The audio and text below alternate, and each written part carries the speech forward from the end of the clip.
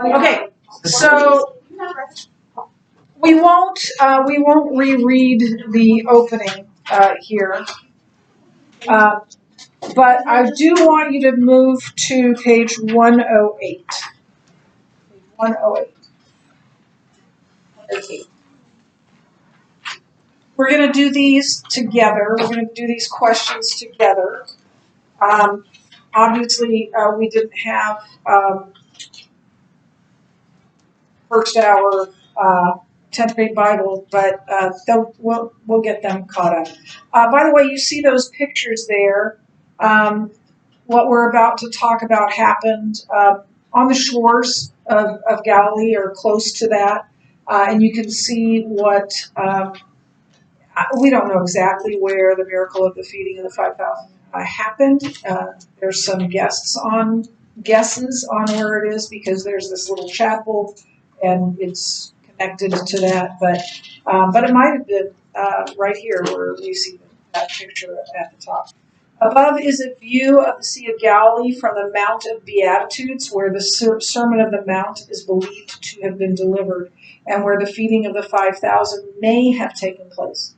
The view to the left from the Sea of Galilee, the view to the left is from the Sea of Galilee, looking up towards the mount. So that's from the other direction. Okay. So let's, you know what, let's do.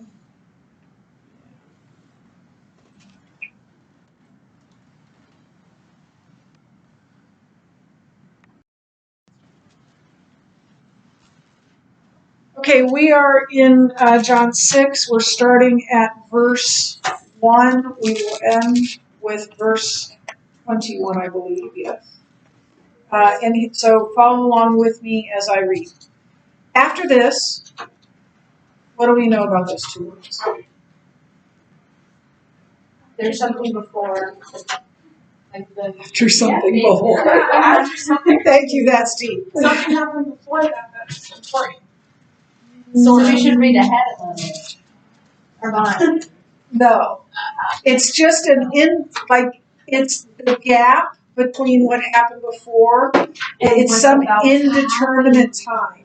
Oh. So there's a gap. We don't know how long, but it wasn't like the next day. Maybe not even the next week. There was some time between what happened before as to what happened in chapter 6. So this is sometime after he healed the man at the pool of Bethesda and a couple other things. So here's where we start.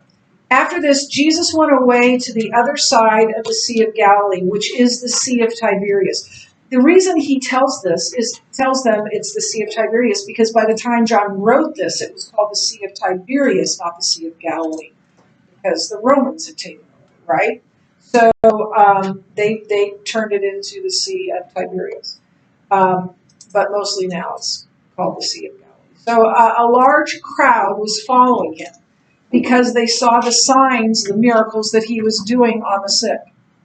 Jesus went up on the mountain, and there he sat down with his disciples. Now the Passover, the feast of the Jews, was at hand, near. Lifting up his eyes then, and seeing that a large crowd was coming toward him, Jesus said to Philip, "Where are we to buy bread so these people may eat?" He said this to test him, for he himself knew what he would do. Philip answered him, 200 denarii worth of bread would not be enough for each one of them to get a little. One of his disciples, Andrew, Simon Peter's brother, said to him, "There's a boy here who has 5 barley loaves and 2 fish. But what are they for so many?" Jesus said, "Have the people sit down." Now there was much grass in the place, so the men sat down, about 5,000 in number. Okay, so the feeding of the 5,000 fed way more than 5,000 because they only counted the men. Some probably had wives, and some, there was a little boy there, right? There were some children as well. So Jesus then took the loaves, the little boy's lunch, and when he had given thanks, he distributed it to those who were seated. So also the fish, as much as they wanted. And when they had eaten their fill, he told his disciples, gather up the leftover fragments, that nothing may be lost. So they gathered them up, and filled 12 baskets with fragments from the 5 barley loaves left by those who had eaten. When the people saw the sign that he had done, they said, this is indeed the prophet who is to come into the world.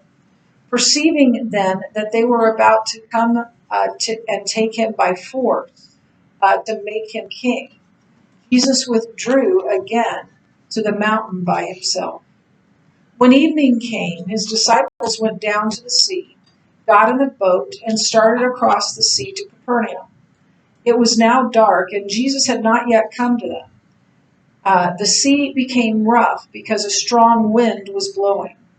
When they had rowed about 3 or 4 miles, they saw Jesus walking on the sea and coming near the boat, and they were frightened. But he said to them, "It is I. Do not be afraid." Then they were glad to take him into the boat, and immediately the boat was at the land to which they were going.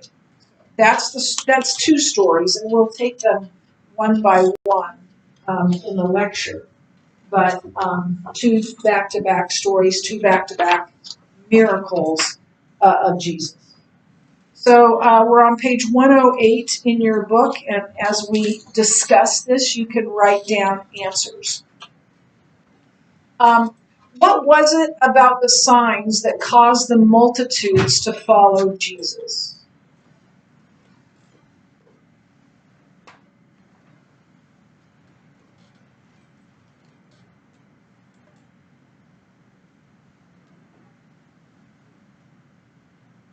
And the signs just means miracles. What was it?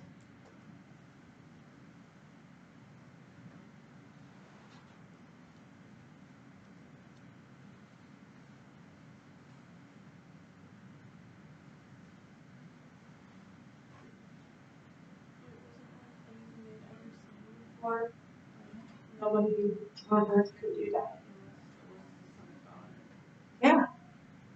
And there was a large crowd because they'd heard of him, because he was doing things, just as Fuchsia said, that they had never seen before. Things that can't happen. Things that aren't just out of the ordinary. They're otherworldly. They're impossible. It's impossible in on human power to take a little boy's lunch and feed possibly 10, 15,000 people and have leftovers. But it happened. And so the people were amazed, as well they should have been.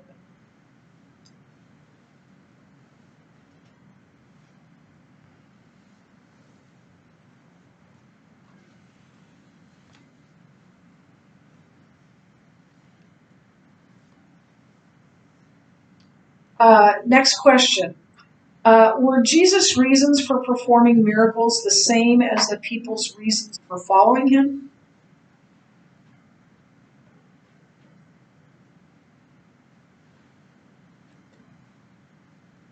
First of all, what do you think was Jesus' reason for doing? Was he just trying to get attention?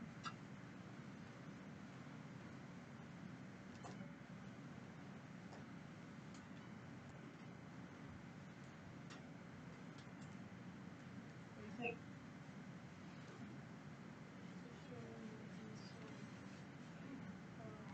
Yeah. We're talking about miracles in Junior Bible right now as well. And one of the things that the book tells us, which I believe is true, is that miracles generally come. There are more miracles when God is revealing something new about himself. And that was certainly true with Jesus.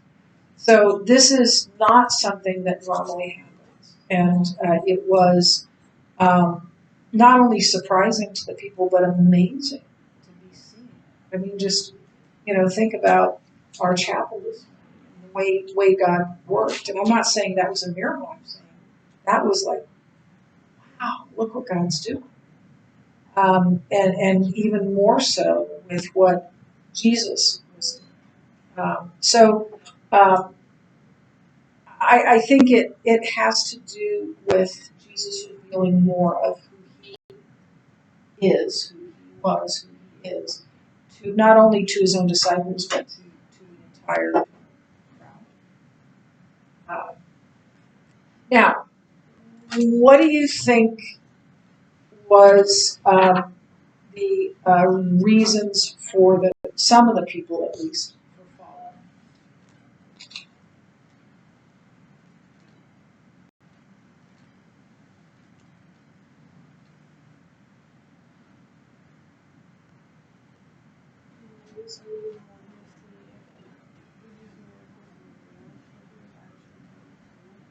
Okay, so who is this guy, right? Is this real? Are these really miracles? Is this guy really important or not? I think that's a perfectly good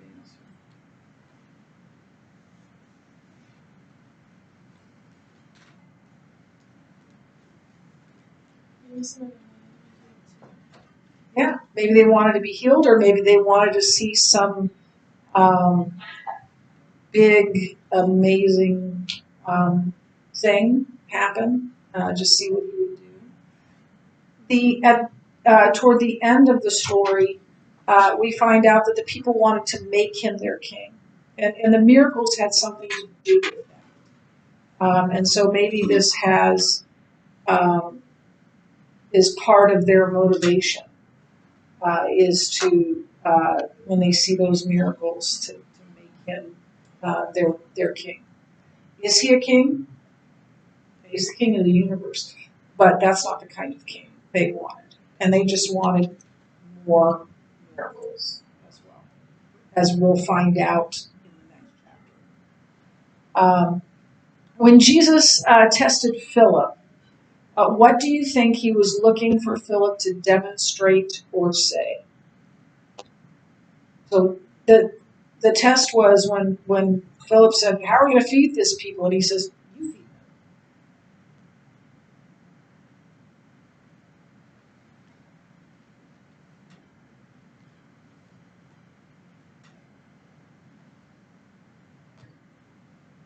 What was he expecting out of Philip? What was Jesus expecting out of Philip?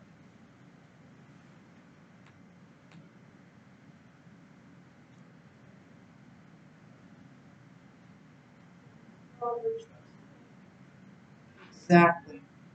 That he would trust him to act in faith. And this is so true for us too, because God calls us to act, to walk in faith. And sometimes it's scary to do that, and sometimes it seems like that doesn't make sense. But all God's asking is for us to obey and to step out in faith. And that's what he was expecting and hoping for Philip to do. And eventually he did. I imagine afterward, it's kind of like when we have these times in chapel and God does something extraordinary. And there have been some times when that's happened, and my mind is on this and looking at this and looking, okay, and every time that has happened, I have been so broken and um, apologetic to God that I didn't understand what he was doing.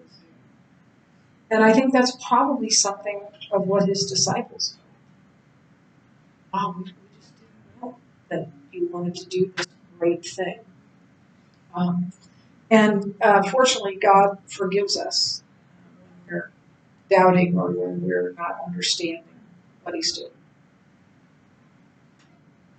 I don't know about the next question. I'm just going to answer it because I'm not sure that's a good question. But what would have been the best thing for Philip to say? I'll do whatever you ask, or yes, Lord, I'll step out in faith. But he couldn't have conceived of what Jesus did. So I'm not going to be too hard on him. And I've done worse, so I'm not going to be too hard on him. What did Philip's answer show about how he expected the problem to be resolved? So his answer was, well, there's a boy here with his lunch, but that's not going to feed many people. So what does that show about how he expected the people to be fed? Yeah, go buy food. Go buy food, which was not easy to do. It's not like just getting in the car and going to Walmart or Kmart. So yeah, that they would buy food. The curriculum says he doubted Jesus' ability to provide and did not expect a miraculous solution. And that may be true, but the question is asking, how did he expect the problem to be solved? And so the answer to that is by buying food. When Peter tells Jesus that the boy with a lunch, there's a boy with a lunch, is he showing faith or discouragement? Explain the reasons for your answer. You know, we can't know the answer to that. So if it's faith, then that's great. But I don't think he could have conceived of Jesus multiplying a boy's lunch into food for 15,000 people. So there's no way to know. So what does Jesus' ability to provide food imply about his provision for believers today? Not providing food, but providing our needs in general. So what does Jesus' ability to provide ample food to thousands of people imply for his provision for us?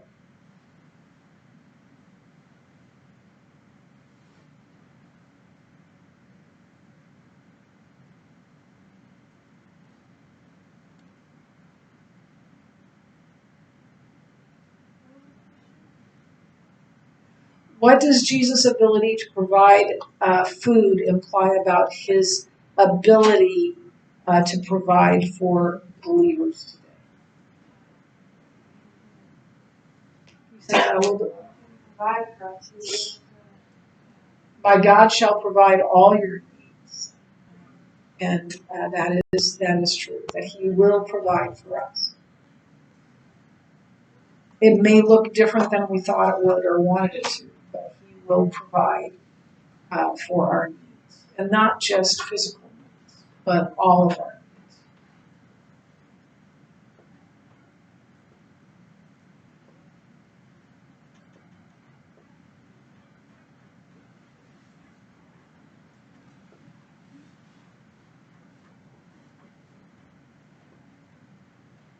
Since all the events of the world are moving toward Christ ruling as King of the universe, why did He not let the people crown Him King when they wanted to? Yeah, it wasn't time for that to happen. He wasn't going to allow anything to happen outside of God's time. Is He the King of the universe? Absolutely, He's the King of the universe. Is He going to come back and rule the universe? He is, absolutely. But this time was not the time to have that happen. And He knew it, so He went away.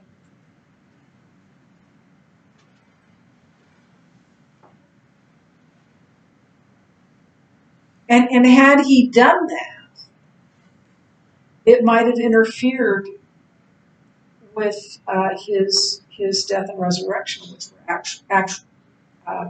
were so vital to our salvation, for everyone. He hadn't even died for our sins yet, so we'd still be in our sins if that happened. He wasn't going to allow it to happen.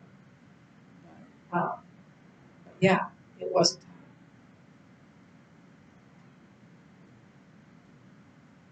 If you were part of the crowd, what would you have thought when Jesus left?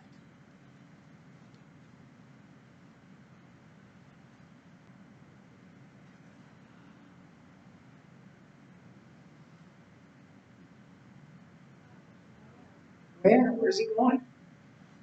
What's he going to do? Yeah, what? Why did he leave? Is he going to go do miracles there? And there could be many questions you could ask, but we have no idea what they were thinking. What do you think was Jesus' reason for leaving?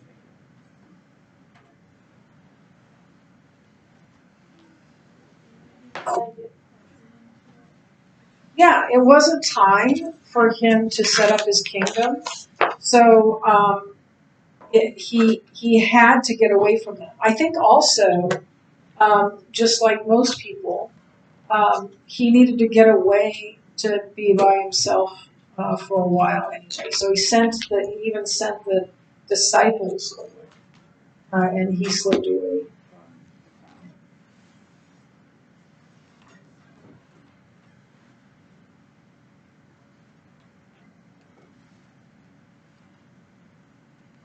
Is that it? Is that the last one? Great. We are done for today.